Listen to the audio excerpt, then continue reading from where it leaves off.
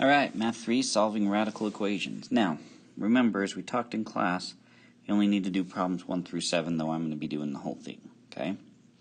So, basically, first step is we want to get the radical by itself. So on number 1, we have 3 times the radical, so we're going to divide both sides by 3. That'll give us 2 equals the square root of 8x plus 8. Then all we have to do is square both sides. That'll get rid of our radical. 2 squared is 4. I guess I'll just write it down here. And square root of x plus 8 squared just becomes x plus 8. Subtract 8 from both sides, and we get a negative 4 equals x. Now, we need to check for extraneous solutions, but that generally only applies if we have a situation where there's more than one answer. Okay, number 2, first step, we subtract the 4. So we get 10 is equal to square root of m divided by 3. Square both sides. We get 100 equals m over 3 times both sides by 3, and we get 300 equals m. Okay? And that's kind of all there is to it. So 3, it's already by itself, so we square both sides. So 16 equals negative 2 minus 2x. Add 2. 18 equals negative 2x. Divide by negative 2. And we get a negative 9 for x. For number 4, first we'd add 2 to both sides to get the radical by itself. Then we would square. Get negative 1 minus 5v equals 4. Add 1. Negative 5v equals 5. Divide by negative 5. And we'd get v equals negative 1. Okay, so when there's more than one radical, okay, sometimes we have to do more. On these first two, we can see that there's actually nothing else that we have to do. They're both by themselves. So we square them both, and we end up with this. Then I would put the k's on the same side. So 2k minus the 9's, negative 6, and then divide. Get k equals negative 3. Okay, and number 6, same idea. Square both sides. 3 minus v equals negative 1 minus 3v. Add 3v. Get 2v minus 3 equals negative 4. Divide by 2. And v would equal negative 2. Okay, now 7 and 8 start off the same way we were doing them. Now this time we should notice that we get an x squared. That should tell us right off the bat that we're dealing with a quadratic, so we're going to have to solve the quadratic.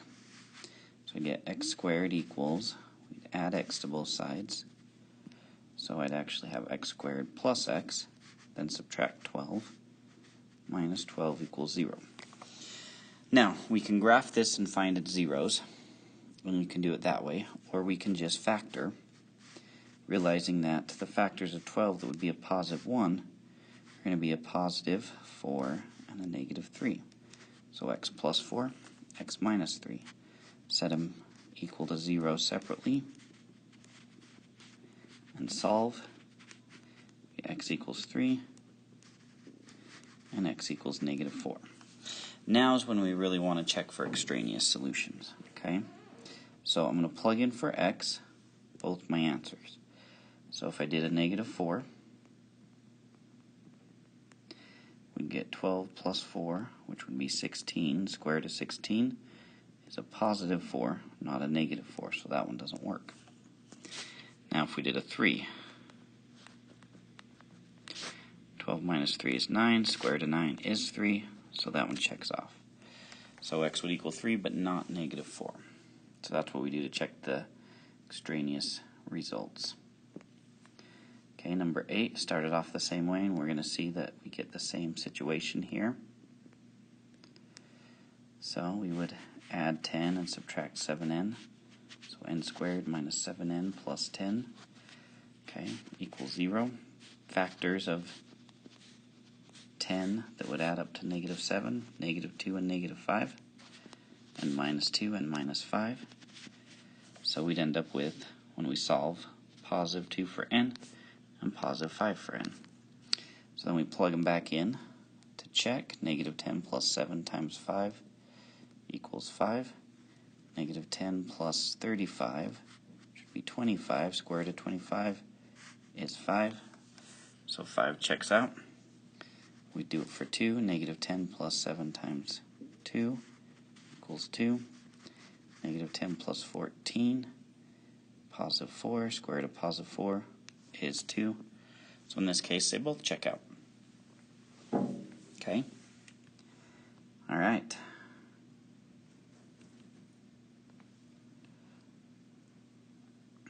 So, now, number 9, and let's see. There we go. So this one I would square both sides. So I'd end up with 4p equals, now, p minus 3 squared is like p minus 3 times p minus 3. So using that area model, we can see that we get p squared, negative 3p, negative 3p, positive 9. So it would be p squared minus 6p plus 9. Subtract the 4p. Get 0 equals p squared minus 10p plus 9. So factors negative 1, negative 9 would give us negative 10. So p minus 1, p minus 9. So p would equal positive 1 and positive 9. So if we plug it back in, okay, a 1, that would give me negative 2. A 1 square root of 2 would give me a positive 2. So 1 doesn't work. We plug in a 9. 4 times 9 is 36. Square root of 36 is 6. 9 minus 3 is also 6. So p equals 9. All right, number 10. Times both of these, or square them, I guess I should say. Same thing, so we get n minus 4 times n minus 4. Which if you don't like the area model, you can go n times n to get n squared. N times negative 4, negative 4n. Negative 4 times n, negative 4n. Negative 4 times negative 4, positive 16. And that would equal 7n minus 34. So then, combine these to negative 8n. Subtract a 7n to that. We get n squared minus 15n. Then add 34. And that would be 0. We'd get 50. Oops, plus 50. Okay, so factors of 50 that would add up to negative 15, negative 5, and negative 10. So we'd end up with n equaling 5 and 10. So then we plug that back in. So 5 minus 4 would be 1. 7 times 5 is 35. Minus 34 would be 1. Square root of 1 is 1. So 5 checks out. If we did 10, 10 minus 4 would be 6. Square root of 7 times 10 would be 70. Minus 34 would be 36. Square root of 36 is 6. So 5 and 10 are both answers. Alright, now the last one's 11. Okay, now we've got this negative 5 out here, and I can't really do anything to it. So we square everything, and I get 1 minus 6p equals, to deal with this guy, area model is very helpful. So negative 5, negative square roots of negative 8 minus 2p. I want to keep that radical all together. And negative 5, so that becomes a positive 25. These two multiplied become a positive negative 8 minus 2p. Because when you multiply this and this, the negatives cancel on the outside, the radicals cancel, so we're left with the inside. Okay, then negative 5 and a negative, so positive 5, square roots of negative 8 minus 2p, and 5 square roots of negative 8 minus 2p. So I get 25 plus 10, because 5 and 5 make 10, square roots of negative 8 minus 2p, minus 8 minus 2p. So now we work through the whole thing. So I'm going to add a 2p, giving us negative 4p equals, I would add 8, giving me 9. But I'd also subtract 25, so that would give us a negative 16 minus 4p equals 10 square roots negative 8 minus 2p. So this one's pretty complex, isn't it? Okay. Now I could try dividing by 10, but that's not going to do me any good. So let's call that good and get rid of this radical by squaring. So we square everything. So I get 100 times this, because I square the 10 and I square the square root. So that would be negative 800 minus 200p equals whatever this is squared, which again, that area model can be helpful.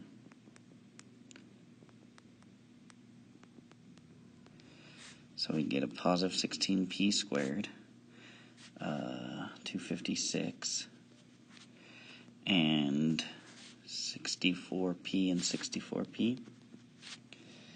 So 256 plus 128p plus 16p squared. So we'd add 800, and I'm going to rewrite this as 16p squared plus add 200p, so 328p plus 1056. Now, the easiest way to deal with this one would probably be to graph. Okay? These ones are pretty complex, aren't they? Good thing I didn't require you to do them. Okay. But first I'd check to see if I could get rid of that 16, if we could factor out a 16. So 328, can we divide by 16? We can't, it's 20.5, so that cuts that idea out. So honestly, trying to factor this by hand, you're just going to waste your time. So what I would do is I'd go to Desmos and I would type this in, except I'd use an X instead of a P, because Desmos doesn't recognize the P.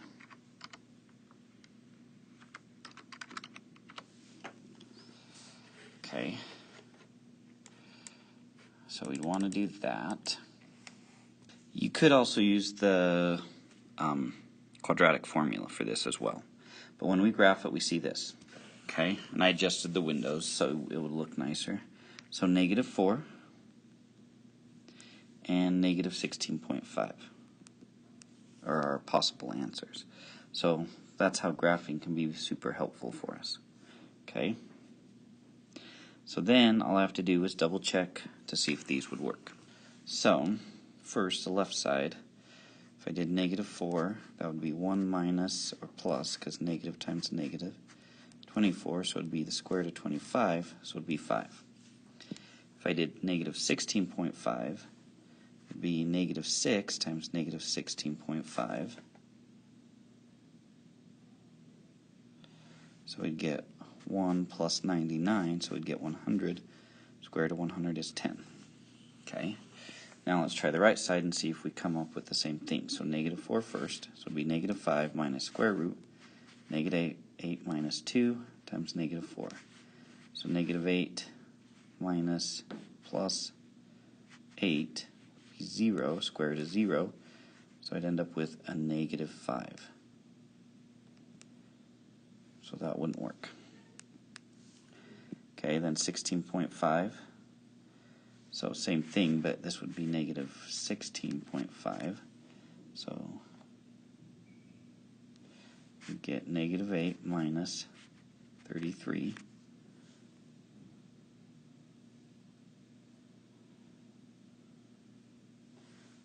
So I get the square root of 41, which that's not going to work out, is it? Let's see. Oh, no, it'd be plus, wouldn't it? I was going to say something, I was making a mistake somewhere. So that'll actually be 25.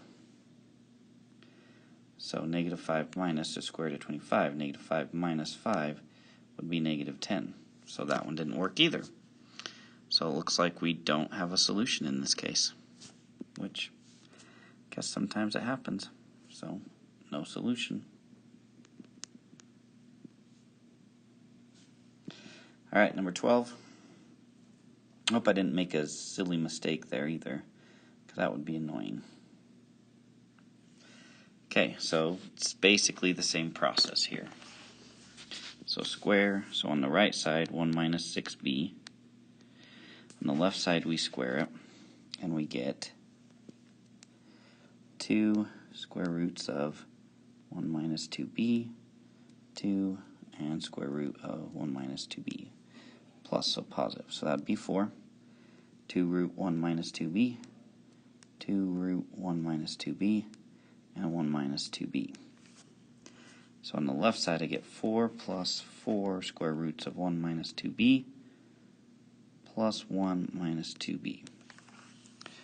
So minus 1, that would be 0, minus 4, negative 4,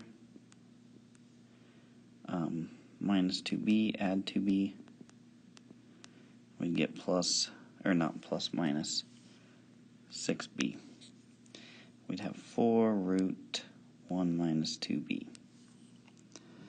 Okay, so then we square that again.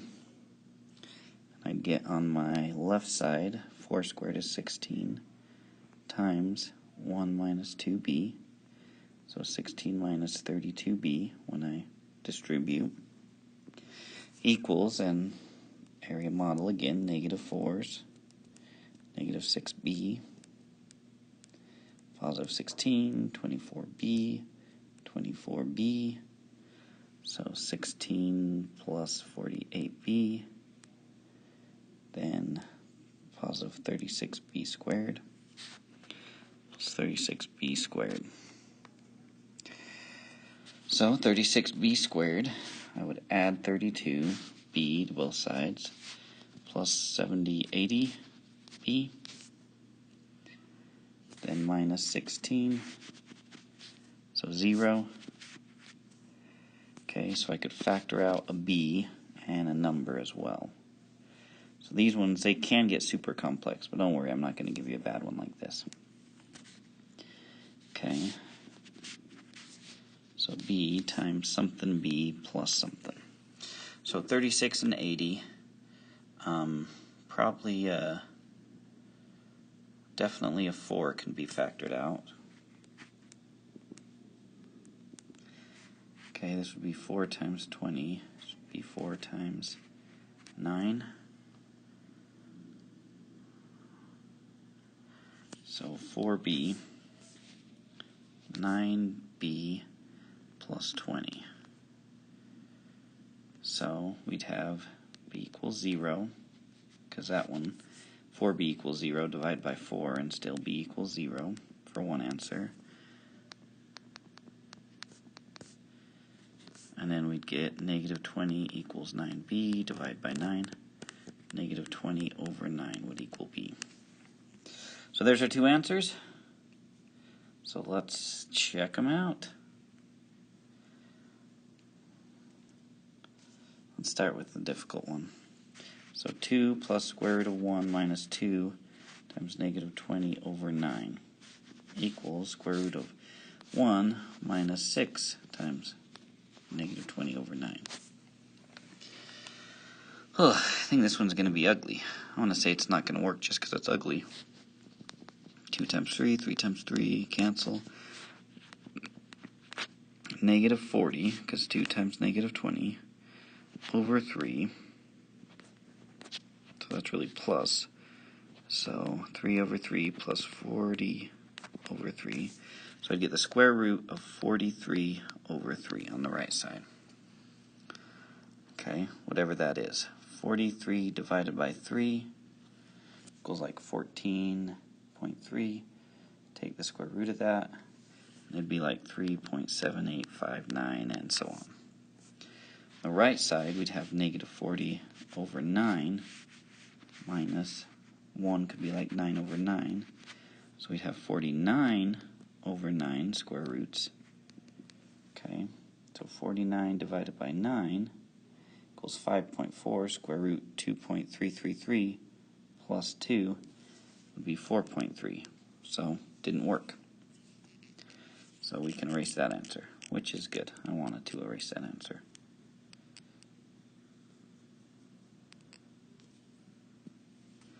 Okay, then 0. Get 2 plus, that's 0, square root of 1. So 2 plus 1, so 3. Square root of 1 minus 6 times 0 be the square root of 1. So that doesn't work either. Well, so 11 and 12 were kind of crappy. But we kind of saw what we had to do. So there we go.